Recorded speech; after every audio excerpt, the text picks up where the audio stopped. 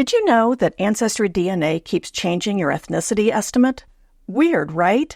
It's not like your DNA is changing.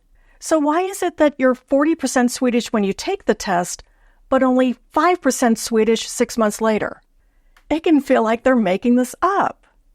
In this video, I'm going to show you why your ethnicity estimate has changed over time, why it will change again, and what this means for your genealogy research. But to understand why AncestryDNA and others change your estimate, you need to know how they calculate it to begin with. An ethnicity estimate shows where your ancestors were centuries ago, but our DNA doesn't have little flags on it showing where it came from. What Ancestry, MyHeritage, and other companies use to figure it out is something called a reference panel. A reference panel is a group of people in a particular area who can trace their lineage back generations in that area. Ancestry has 88 panels representing areas around the globe. Ancestry compares the DNA of people in each panel to see what markers they have in common. Then they determine that people who have ancestors from this region tend to have this set of markers, but people with ancestors from this other region tend to have this other set of markers. To get your ethnicity estimate, or as Ancestry now calls it, your ancestral regions, Ancestry takes your DNA and looks at more than 1,000 sections of it. Each of those sections is compared against the reference panels and is assigned to the one that it looks the most like. Ancestry adds it all up and gives you the percentages. That seems pretty straightforward.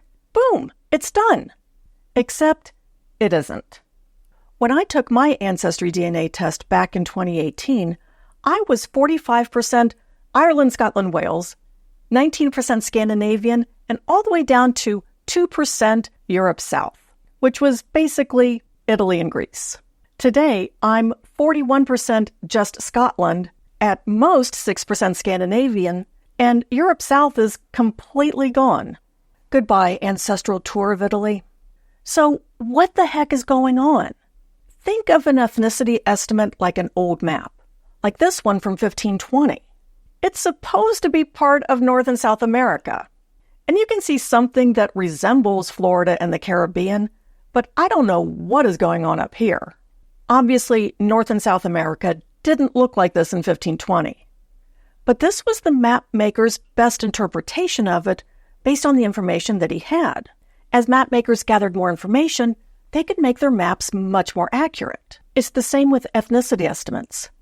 As Ancestry and other companies increased their reference panels, they had more data to work with. And as technology and science advanced, they could better interpret all of that data. What was one region, Ireland, Scotland, Wales, back in 2018, is now several different regions. This means that the ethnicity estimate or ancestral regions that you see today will in all likelihood change in the future. So what does all of this mean for your genealogy research? There are two things that trip up a lot of people when they try to apply their ethnicity estimates to their research. A person in one of my workshops was really puzzled that his ethnicity estimate showed more than 20% Italian. My ancestors weren't even from Italy. I've documented them, and they're all German and Swiss. When Ancestry says that reference panels have ancestors from this region, they don't mean just grandpa and grandma were from there. They're talking generations. Ethnicity estimates reflect where the ancestors were 1,000 years ago or more. So that ethnicity estimate can be different from a few generations that you've documented. You can see the other issue looking at this map of what AncestryDNA calls the Northern Italy region. Here is Switzerland. See the issue? Our ancestors' DNA didn't stop at the border. Since some of that man's ancestors were from present-day Switzerland, it makes sense that some amount of Italian DNA would show up. On the other hand, there are a couple of ways that ethnicity estimates can help you in your research. Here are the ancestral regions of an adopted woman I'm helping, broken down by her parents. This feature is available on Ancestry if you have a regular membership or their AncestryDNA Plus subscription. I can see that all of her Irish comes from her father's side, which is something we didn't know before. The ethnicity estimate can also be useful if it shows something very unexpected, like a large percentage from a completely different part of the world than you expected. Now remember, these are just estimates. But if there is something that is looking wildly different, you might want to take a look at your matches and see if you can get it sorted out. Speaking of matches, you might be tempted to group your DNA matches based on shared ethnicity. Here are my ancestral regions broken down by parent.